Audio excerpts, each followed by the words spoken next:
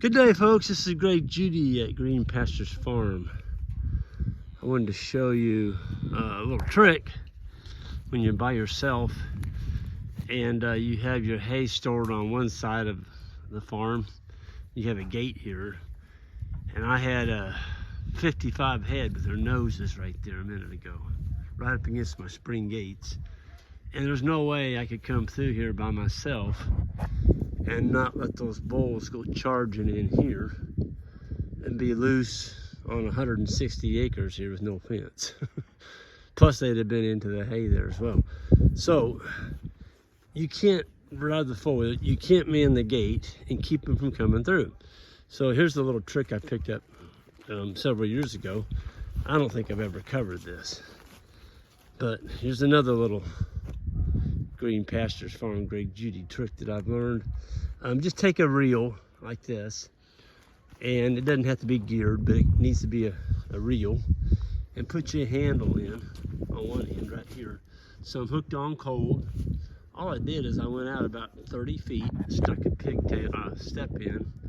That's an O'Brien step in. Went under, stuck another one, and came back and hooked it up. So now the bulls have moved off. I gave them a piece of stockpile this morning. That's where they all went. They went back over there. It's not very good stockpile. It's been grazed over. This will be the second time, I'm sorry. And so it's had all the really good stuff taken out of it. But they're out there grazing it. There's some green in there. It's been washed off with the snow. We had about 10, 12 inches of snow here, and it all melted off, except for back in the shade. You'll find a little piece here and there. But it's basically gone, and now the ground is soupy wet. And getting a lot of people, with comments, well, how do you keep your cattle from tearing up your farm when it gets wet and mushy? Folks, you gotta move them. And it certainly helps if you got the right size cattle. And I know I'm gonna make people mad that's got the big cattle, but it's a fact of life. It's the truth. And what's that old saying? Truth will set you free. Well, it is. It's just the way it is. So those bulls up there, the 3-year-olds even, they're only 1,200 pounds. Most of those bulls are coming 2-year-olds. They're going to be in that 900 to 1,000 pound range. Our cows are 900 to 1,000 pounds. We don't have the monster cattle. So by keeping them moving, well, I can show you what they did last night. I mean, it rained all night. Just a light rain. Well, it rained all day yesterday, and still, I mean, look at my glasses. I just wiped them off, and I've already got water on them again. It's just a mist. Every single little drop, we're catching it, and it's going. We were dry. I'm not going to complain about the mud, because mud is part of life. It comes with moisture. When you get rain, you're going to have mud, or you can. There's about the extent of it right there, folks. Now let's measure that. That's the reason this got pugged is there was a fence right here, and they camped out. Anyway, let's look at this. There it is. So that's 1.25 inches, roughly. 1.25 inches deep. That's the worst one around here. You just can't find where they've made it looking like a feedlot, And I've run those kind of cattle, and I know what people are talking about. I'm like, Greg, how you doing that? Well, you got to move them, and you got to spread them out. If you've got big cattle, you cannot do it. I tried it. We custom grazed, 16 to 1,800. Some of them there was one in there was 2,000 pounds. Big cattle. And I can take you over there. That was 26 years ago. The year was 1999. And I can take you over there right now And you can drive a four-wheel across there, and it's hard for you to stay in the seat. That's how rough that pasture is. Because I don't have a disc. Of course, I surely heck didn't have a tractor. The cattle are starting to work it down over 26 years. But I'm telling you, they plowed the farm. They absolutely plowed the farm. And that was a wake-up call for me. It's like, you know what? There's no way you can stay in business and keep your cattle in a feedlot all winter long, feed them hay there, have all that manure, all that urine, all that organic matter plopped in one area where it kills out your soil. Nothing will grow there except for weeds the rest of your life if you do that same spot every year. I can tell you, I can bring and show you neighbors around here that do that, and there's nothing that grows there, nothing. I mean, it's gotten so nitrogen rich it won't even grow weeds. It's just bare ground. And the buildup on that area is like 3 to 4 foot deep. In other words, these are people that don't scrape it off, they don't spread it, they just keep doing it every year, the same spot. Versus what we're doing here. Folks, you cannot lease land and destroy it. This is the lease farm. This is Doug and Joanna's. It borders our big farm we just bought this spring. You can't expect somebody to give you a lease if it looks like a darn feedlot. So you got big cattle, you don't have any choice. You gotta have a sacrifice area, and you gotta put them in there, because on this type of weather, it's gushy out here. It's soft. And you put a 1,500 to 1,800 pound cow out here, what do you think they're gonna do? They're gonna bury your sod. It's gonna be down a foot deep. Goodbye grass, goodbye making a good living on your farm. It's gone, you're done. Sell the cows, get a job in town, because you are done. It's all because you had the wrong size animals. So, outwintering animals on pasture, letting them get their feed out here, and then when you do have to feed a bale like I'm going to do here in a minute, I'm only going to feed half of that.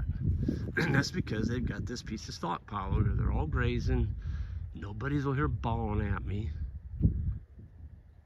And I gave them about, there's probably 2 acre strip there this morning for 60, right at 60 head. And it's not very good.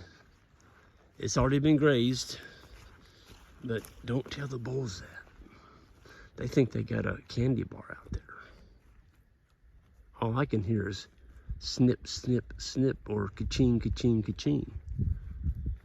Because every day you feed a big round bale, well, multiply whatever you give for it. This year, our hay was somewhere between $60 to $70 a bale. It was good hay. I don't buy bad hay. So don't you either. I've got a neighbor that's been unrolling hay out there, and the cows always have to walking through it, and when they leave, it looks like they didn't eat any of it. And I drove by that, and I just stopped, and I got out. I didn't go on his property. I just looked over the fence where he had unrolled it. Guess what it was?